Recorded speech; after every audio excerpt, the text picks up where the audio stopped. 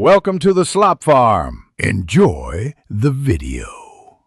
You start by opening Twitter and using the search bar. Type a clear keyword or hashtag related to the topic you want. Once done, add simple filters like from username or since, yimmdd to reduce noise.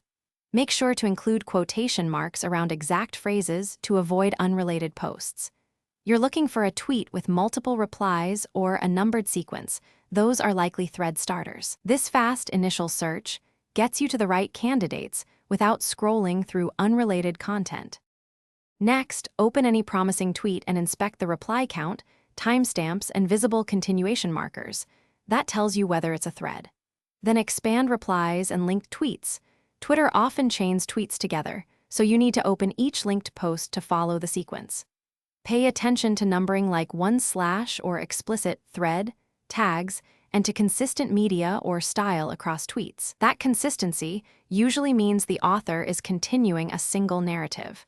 This step reveals the full middle of the thread. Finally, to view the whole thread, click the author's profile or use Twitter's View Thread if available.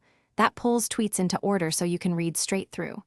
You can also use reputable third-party thread viewers or bookmark the initial tweet for later reference. If tweets are missing, reload the page, check the replies timeline, or search for a unique phrase from the thread. Sometimes individual tweets are hidden or replied to elsewhere. If that fails, look for screenshots or reposts to recover the missing content. Thanks for watching. Consider subscribing if we helped you today.